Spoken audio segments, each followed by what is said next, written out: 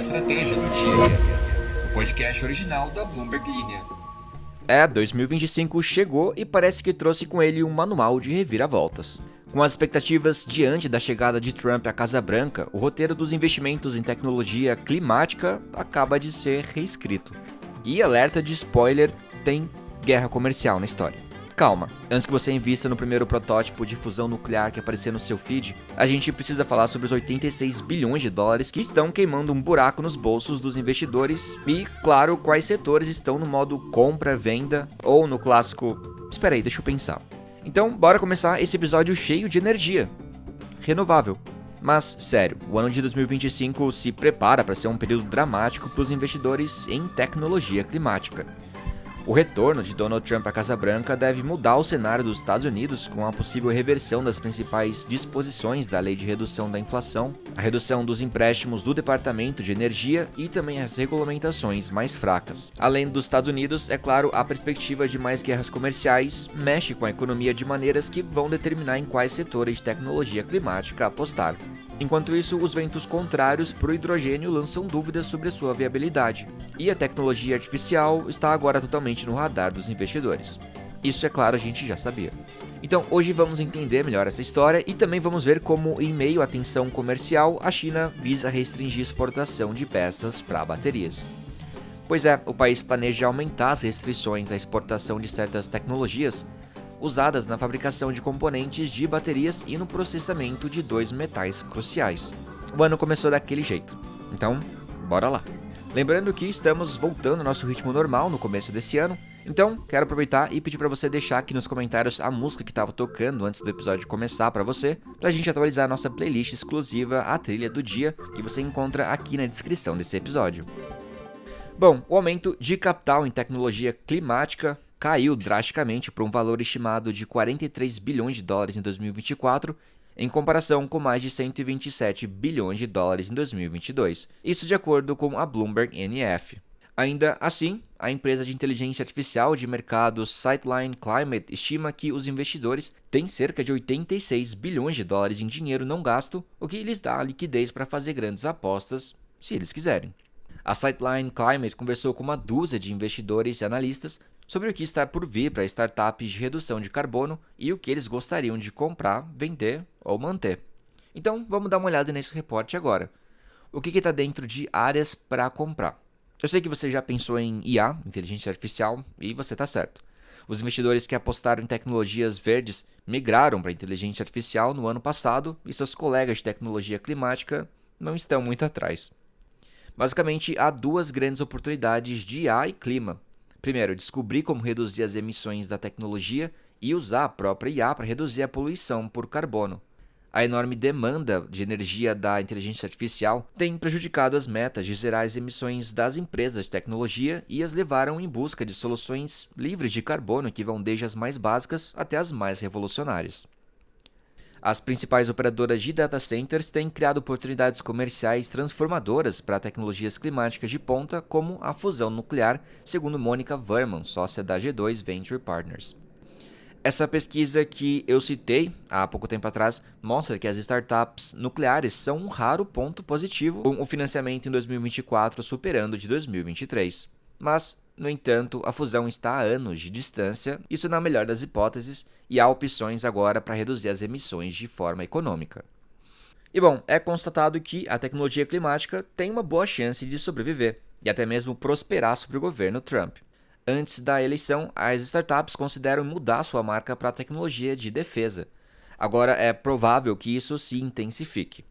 Ajuda o fato de haver áreas em que a segurança nacional se sobrepõe à tecnologia limpa de forma quase perfeita, como a produção de minerais essenciais, aço e semicondutores. Sarah Slarczyk, sócia fundadora da Voyager Ventures, disse que esses são mercados globais que valem trilhões e que eles veem atualmente uma janela de ouro para conquistar esses mercados e garantir estabilidade e prosperidade. Bom, e o que a gente viu dentro de oportunidades de áreas para vender nesse relatório? A retração do hidrogênio começou com mais força no ano passado, e os investidores veem que ela vai continuar em 2025. Os países reduziram as suas ambições de produzir e usar o gás, o que pode ser livre de carbono se for produzido usando água e energia renovável. A BNF revisou recentemente sua previsão para descobrir que o gás vai permanecer caro nas próximas décadas. Isso pode levar ele a custar $5,09 por quilograma. E segundo Danpal Javeri, CEO da Eversource Capital, é por isso que eles continuam a ver alguns dos desafios do setor. Resumindo, a demanda por hidrogênio não acompanhou entusiasmo em 2024. E esse ano a bolha pode se esvaziar ainda mais. E as startups que usam máquinas para extrair dióxido de carbono do ar tiveram uma enxurrada de atividades nos últimos anos. Isso inclui captação de recursos de 9 dígitos, grandes aquisições corporativas e também bilhões em apoio do governo dos Estados Unidos. Mas a extração de cada tonelada de carbono custa centenas de dólares e os requisitos de energia, eles são enormes. Embora o mundo precise de alguma forma de remoção de carbono e a tecnologia de captura direta do ar tenha aí sido a queridinha na década de 2020, não está claro se ela vai fornecer os bilhões de dólares de CO2 necessários nas próximas décadas. A economia incerta vai ser um desafio para a tecnologia, segundo Sebastian Pollock, sócio fundador da empresa de capital de risco Visionaries Tomorrow. E o que se vê dentro da categoria de áreas para se manter? Bom, primeiro, descarbonização de edifícios. Os edifícios eles são responsáveis por quase 40% das emissões globais de gases de efeito estufa e parecem ser um setor inteligente para se fazer algumas apostas verdes. O problema é que foi exatamente isso que aconteceu. Embora ainda haja dinheiro a ser ganho pelos investidores, as startups, principalmente as que oferecem software de redução de carbono, vão precisar provar o porquê que elas vão se destacar e vão dominar a concorrência. As empresas de hardware também enfrentam desafios. Embora as bombas de calor tenham sido amplamente adotadas nas economias desenvolvidas, as instalações caíram na Europa. As economias emergentes são um enorme mercado inexplorado, mas as empresas vão precisar apresentar abordagens inovadoras para estimular a adoção. Quem disse isso foi Tien Nguyen, sócio fundador da Earth Venture Capital, sediada lá no Vietnã. A demanda por outras tecnologias que podem ajudar a reduzir o aumento das contas de serviços públicos, de baterias a energia solar em telhados, também faz com que esse seja um setor que vale a pena manter mesmo nos Estados Unidos e com a perspectiva de redução dos incentivos federais. E, assim como os edifícios, a agricultura é a fonte de uma grande parte das emissões.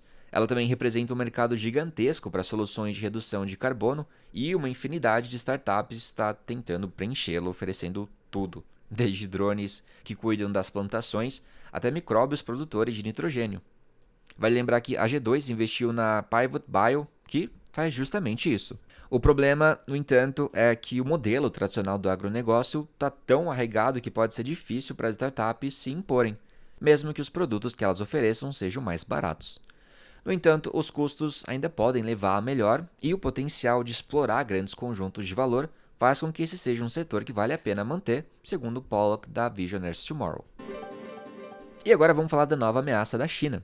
Pequim propôs a inclusão da tecnologia de preparação de material de cátodo de baterias em seu catálogo de aplicações que estão sujeitas à proibição ou restrições de exportação, isso de acordo com o aviso que busca a opinião pública divulgado pelo Ministério do Comércio na quinta-feira, dia 2. O Ministério também planeja aumentar restrições a algumas tecnologias e processos de extração de galho e lítio metálicos. E a mudança proposta faz parte dos esforços para, abre aspas, fortalecer o gerenciamento das importações e exportações de tecnologia, fecha aspas. Isso de acordo com a agência oficial de notícias Xinhua. E o público pode opinar sobre a proposta até 1º de fevereiro. As restrições à exportação de tecnologia propostas pela China surgiram um mês depois que as autoridades anunciaram que a China vai restringir a venda de metais para os Estados Unidos e que isso aumentaria a tensão comercial. O que é uma medida de retaliação depois que o governo dos Estados Unidos aumentou as restrições tecnológicas a Pequim. Vale lembrar que galho, germânio, antimônio e materiais super duros não podem ser mais enviados para os Estados Unidos, enquanto as vendas de grafite foram colocadas sob controles mais rígidos. A China é o principal fornecedor global de dezenas de minerais essenciais e as preocupações sobre seu domínio vêm aumentando em Washington desde que o país colocou controles iniciais sobre as exportações de galho e germânio lá no ano passado. E bom, a gente está falando disso porque os metais eles são usados em peças de tecnologia, desde semicondutores até satélites e óculos de visão noturna. Vou ficando por aqui. Mais uma vez, eu desejo a vocês um ótimo ano, um ótimo 2025. Até o próximo episódio e nos vemos lá. Tchau, tchau!